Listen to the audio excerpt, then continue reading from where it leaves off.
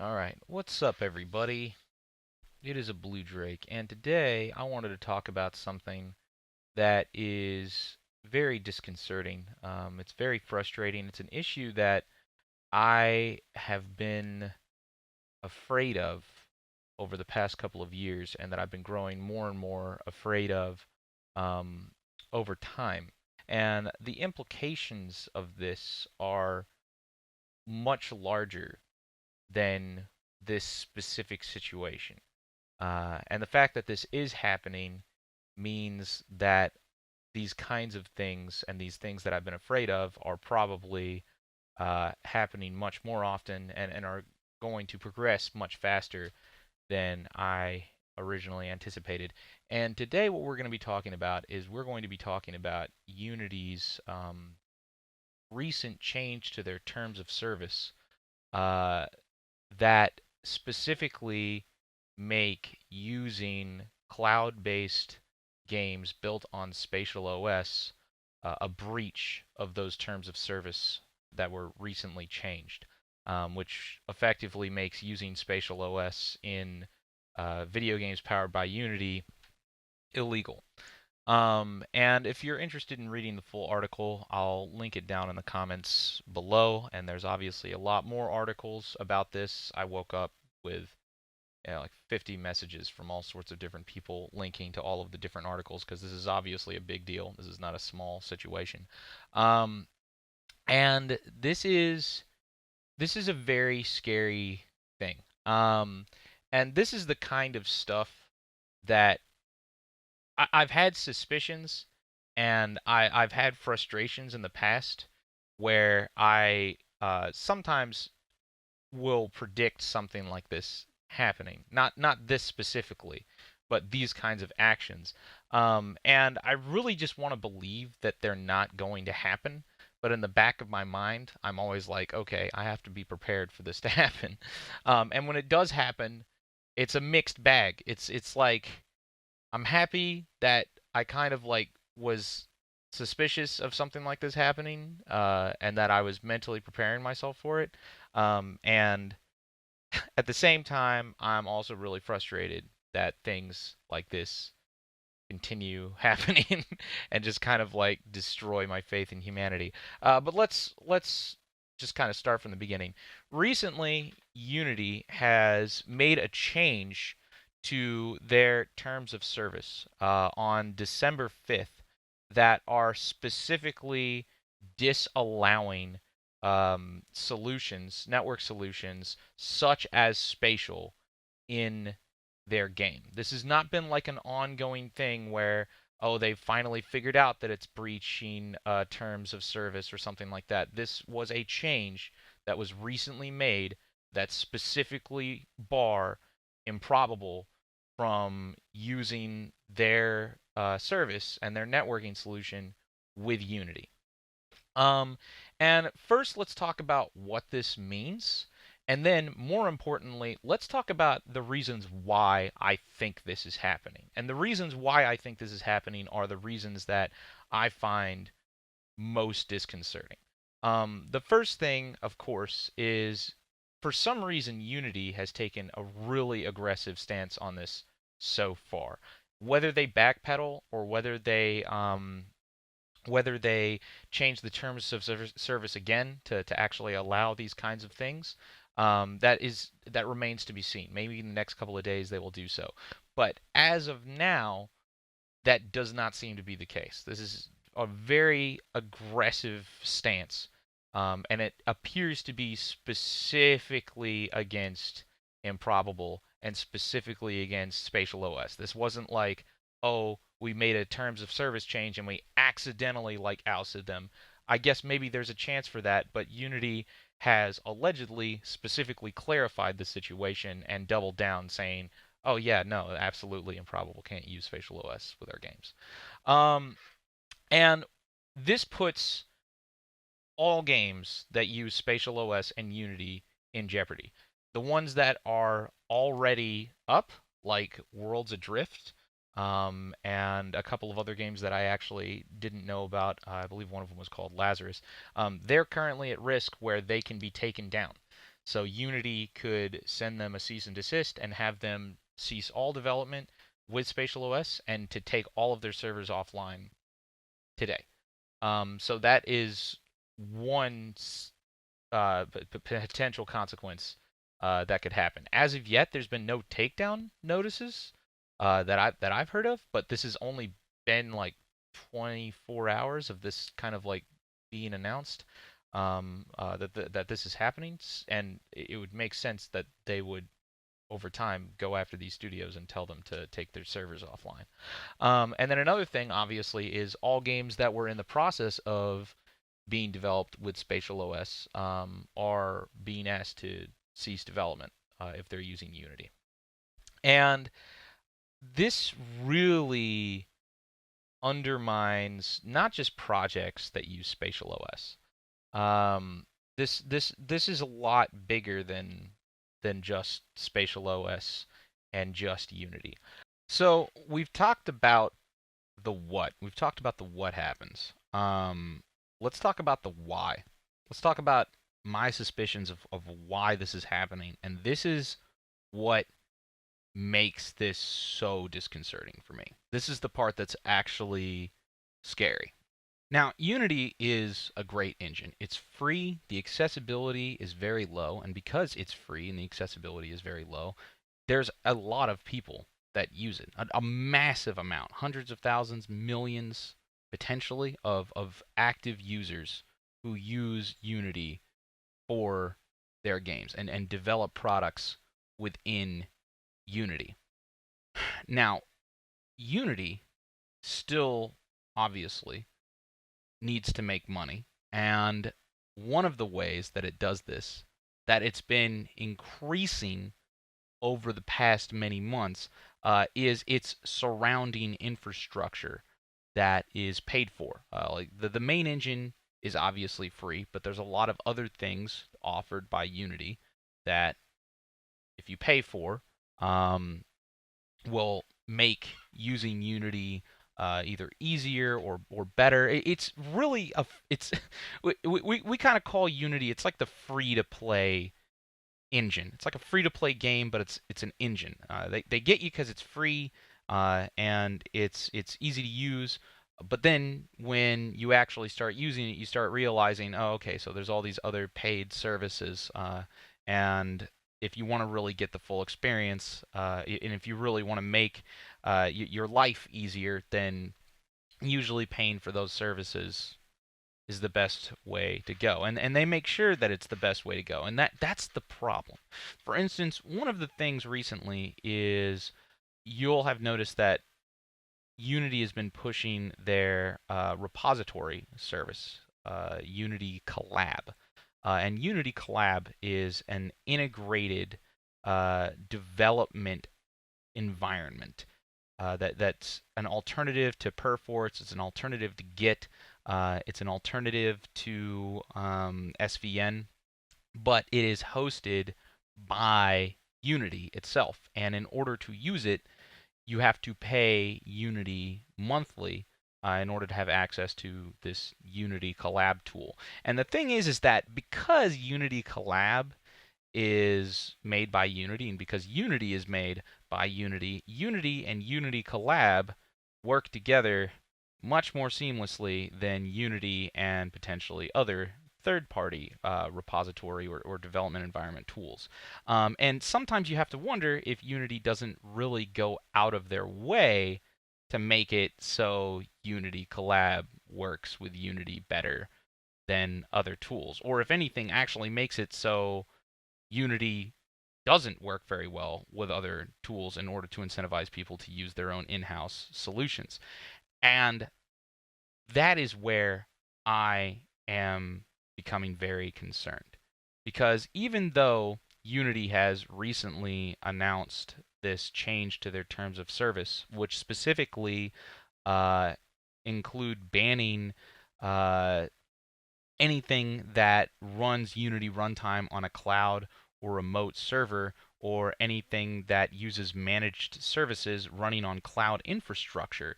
The reason I'm concerned about this is because recently, in the past year, Unity themselves have been announcing their own cloud-based multiplayer solution for Unity.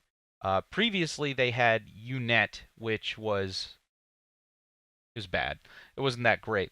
But it was a service kind of similar to Unity Collab, where you actually paid for it monthly through Unity. And that was a business model that allowed them to make ongoing returns from developers that use Unity to make multiplayer games. And in fact, that really is the name of the game right now. With the market in the game development industry kind of like really taking a hit, everybody's trying to look for long-term sustainable income and sustainable revenue, and one of the biggest places to do that is networking infrastructure and hosting solutions that you can get like ongoing monthly payments for, and have monthly overhead from for these kinds of games. And Unity, even though they're making life harder for other cloud infrastructure multiplayer solutions, are seemingly putting a lot of effort into building their own cloud infrastructure hosting service for Unity for multiplayer video games. And if you read this, global infrastructure for multiplayer games. Do you need highly optimized, fully managed infrastructure? Look at this. This is ridiculous. Look, so the newly updated Clause 2.4 of the Terms of Service now specifically excludes managed services running on cloud infrastructure. And then you go and you read Unity's advertisement for their own managed infrastructure for your real-time multiplayer game. So you have to wonder, is Unity changing? And you got to keep in mind, this is them changing the terms of service. Are they actually changing the terms of service because they're invested in the absolute best experience of their own developers and their own users? Or are they changing the terms of service to undermine potential competitors to them? And if the second one is what is actually happening, that's a very monopolistic or totalitarian stance that people need to start taking into consideration when we look at these free-to-play game engines. And for those of you who know me, I'm a fanatic when it comes to open source projects. I am a fanatic when it comes to MIT licensed software. And I am very suspicious of like basically everyone. And it's really frustrating when I see things like this because I don't want to be suspicious of everybody. I don't want to constantly be a conspiracy theorist. But it really frustrates me as somebody who's kind of overly paranoid when I'm right more often than I should be. And this is one of those situations where I really don't want to be suspicious of this. I really don't want this to be the reason that this is happening. But I am genuinely wondering if the reason those terms of services were changed weren't because Unity's interested in making a better environment for their creators, but instead they're trying to enforce a monopolistic stance to undermine competitors to their own services that they're looking to implement long term, that they force their users to use as opposed to alternatives. So before we go any further, I want to talk about how this affects me specifically, and one of the reasons that I'm making a video about this. Because I'm sure there's a lot of you that are like, well, why do you care? I mean, obviously, there's a larger kind of like moral, political aspects of this that I would probably love to discuss anyways, but unfortunately, this is a specific situation that affects me personally, which really sucks. And the way that is many of you are probably aware of the game that we've been working on for the past maybe year and a half. We've been making a game called Warfare 1944. We made a prototype about a year and a half ago using a bunch of marketplace assets, and we've been tweaking and getting the gameplay right, and it's really fun. We really enjoy it. And this game uses cloud-based multiplayer infrastructure. We have other games like Iron Armada, which doesn't use cloud-based multiplayer infrastructure, and we were really interested in experimenting specifically with the kind of perks and the kind of things that you can do with cloud-based multiplayer games that you really can't do with dedicated server-based multiplayer games. And we started with a couple other third-party solutions, and eventually we started getting really enamored with SpatialOS. SpatialOS has a really great hands-on group of people that help us to develop our game using their system. There's much better support than we've found from other alternatives to SpatialOS. And over the past 6 months or so, we've actually been refactoring our game to make use of SpatialOS. We've actually even secured a publisher.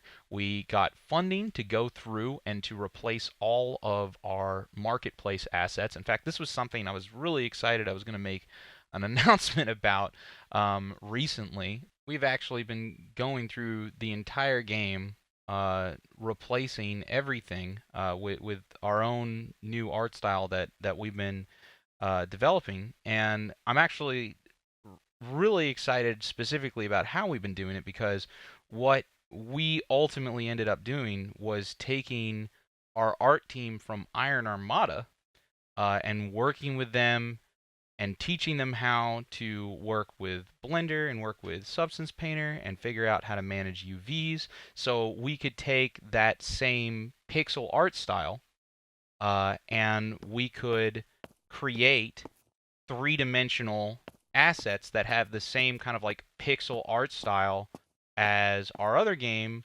Iron Armada. And this was really cool. We did a whole bunch of art tests for this. We started out with like just small, like these little crates we did as kind of like a prototype, and it looked really good. So we just kept going and going, and now we've been building out all of these assets that are completely in-house and are completely our own artwork, and it's really great because we get to kind of keep it in the family. We get to use our team that we've already worked with before, that we made another game with, and we've been really excited about creating a game with our own in-house artwork using SpatialOS, and this change to Unity's terms of service really undermines everything we've been doing for the past like half of a year. Um, and that's how this specifically affects and frustrates me. And I want to also say there's a recent tweet. I hate using the word tweet, but there's a recent tweet from a Unity employee, and he states that he's not a spokesperson for Unity, but I work here and I care, so I will just say this thing everybody is mad and confused about. Please allow Unity to respond before you go off. Folks are working on it, and there will be a response soon. Right now, there's only one side that is being told, and this is from somebody who actually works at Unity. And I absolutely agree. Like, I think that hopefully there will be an announcement from Unity further clarifying what is going on. But there are a few things to take into consideration. The first thing to take into consideration is that the terms of service was changed, and that is public in a way that's kind of an announcement from Unity. They're actually releasing something that has an effect on people. And that's not something that they did accidentally, and the wording of it is very clear, and it is very much there. So I don't really think that that's going to be something that's going to be easy to kind of tiptoe around. And the other more important aspect of this is it's not really as much what Unity says. It's not really about what Unity says. It's about what they can do if they wanted to. Even if Unity comes out tomorrow and says, "Oh, hey, this is all miscommunication. You can still use SpatialOS. This isn't a problem at all," which is what I'm personally hoping for. I'm hoping they're going to say something like that. But even if they do say something like that, let's say best case scenario, they fully backpedal and they say we have no intention of doing those things. The big question that I think we all have been reminded about is, can they? Could they do it if they wanted to? Even if they say that they're not going to, are they specifically retaining the rights to do those things? And it's kind of like somebody holding a gun to your head. And yeah, they might be like, "Oh, hey, I'm not going to pull the trigger." And that's great and all, but you're still holding a gun to my head. And that's the biggest takeaway here. I think that's the most sobering thing about this. And that's one of the reasons that I'm so fanatical about open source software. That's the whole reason that I'm so fanatical about MIT licensed software. One of the games that I love a lot and that I have massive respect for is this little game called Delvar. It's a 8-bit style roguelike game. It kind of looks similar to Minecraft, but it has pretty different gameplay. But that's not really important right now. This game was developed using Java and libgdx, which is actually really cool because it's the exact same languages and libraries that our game Iron Armada was developed on, which is another reason why we really like these guys. We think it's really cool that they actually created something from nothing like that, or relatively from nothing. In order to create their own engine, in order to create their own game from relatively nothing. That's really impressive to us. And one of the coolest things that they did 3 months ago is the developers of Delvar released their entire custom in-house engine for free on GitHub under a perpetual, irrevocable license that allows commercial use and redistribution and altering and modifications forever. That's awesome. And the coolest thing about this is there's nothing in here that allows them to change the terms of service or change the license retroactively or anything like that.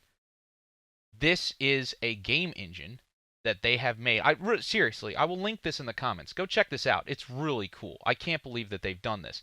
They've released the entire engine that they made themselves in-house from scratch in order to make their game Delvar. They have released it to the public under an open source license.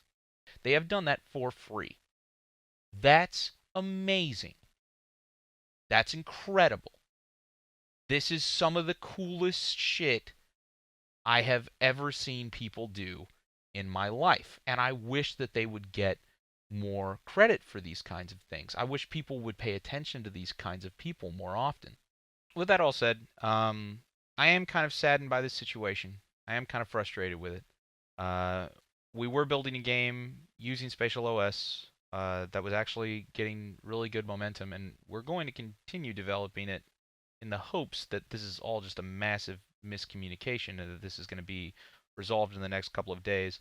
But even if it isn't, we have other things that we can do. We could refactor again for a different network library or network solution. It'd be a real pain, but we can do it.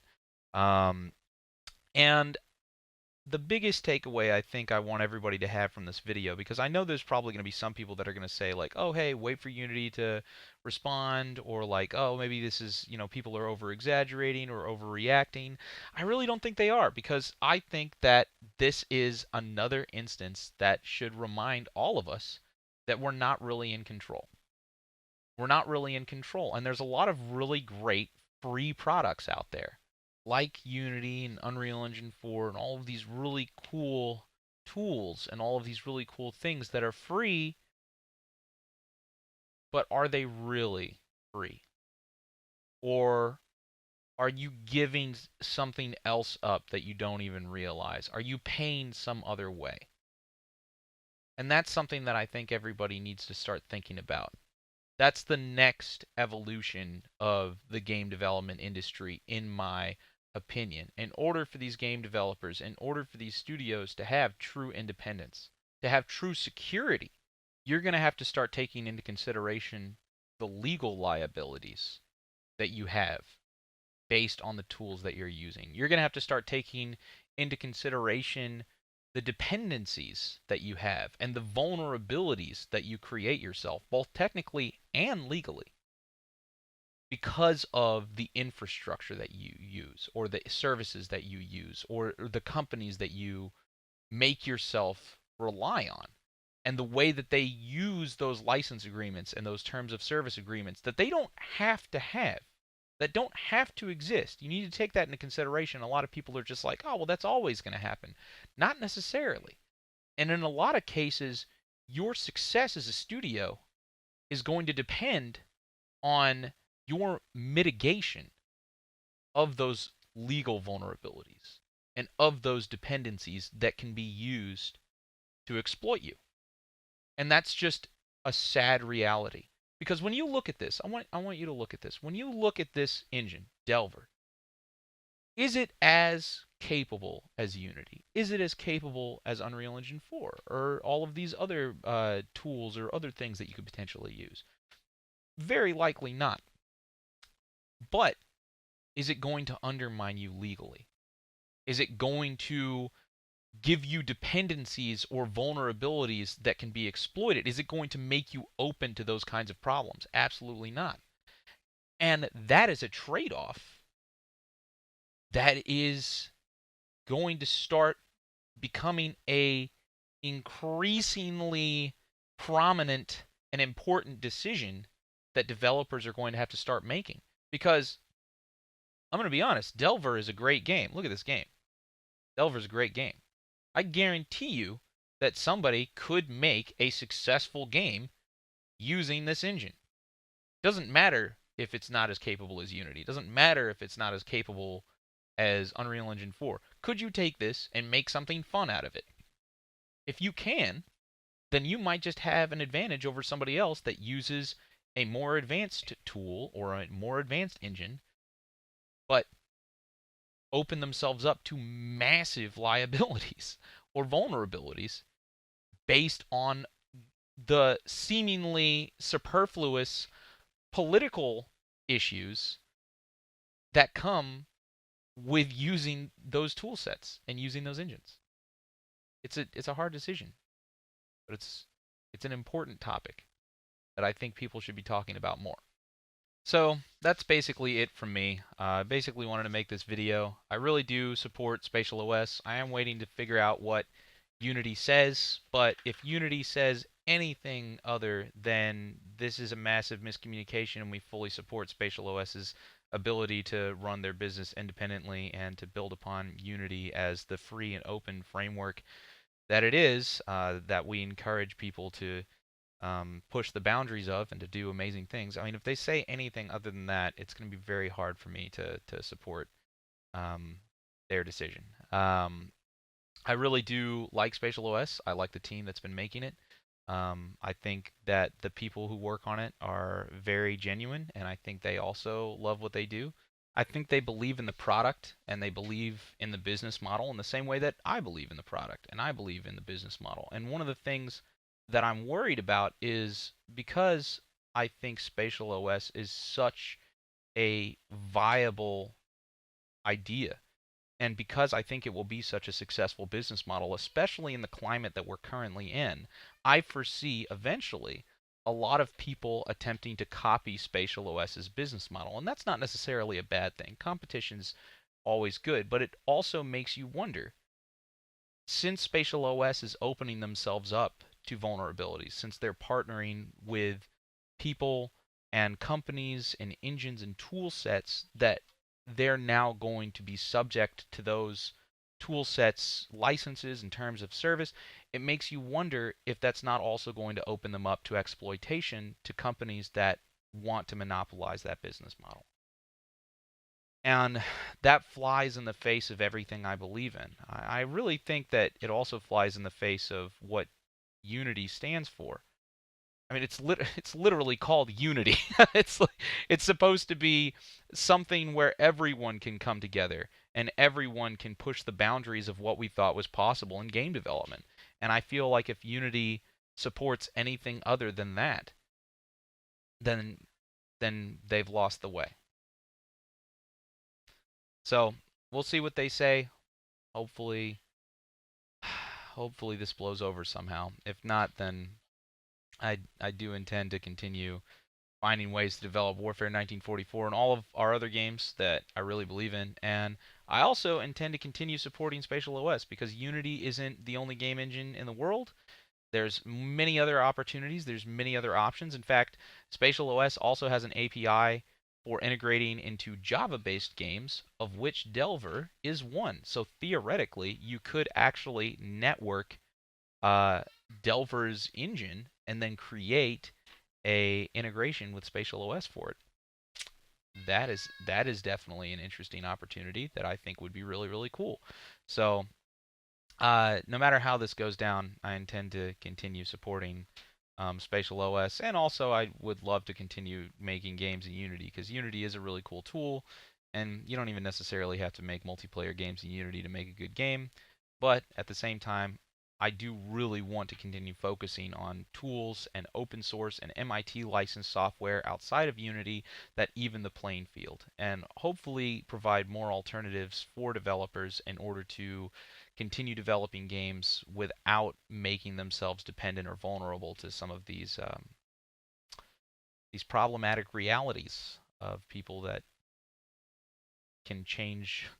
I want to play the GIF of like Lando from Star Wars saying, "This deal is getting worse all the time." Like that's literally what this is. It's the exact same situation. I have changed the deal. Pray that I do not alter it further. Like that's what this feels like right now. So that's it. Okay, I'm gone. I'm gonna go hang out with my family because I need to go spend more time with my family instead of in front of this stupid computer. But that's it for me. Let me know if you guys have any thoughts on this as well in the comments below. And hopefully we're going to be playing some games together here very soon because the Hell Let Loose beta is tomorrow, and that's going to be dope. Okay, see you guys later. Cheers.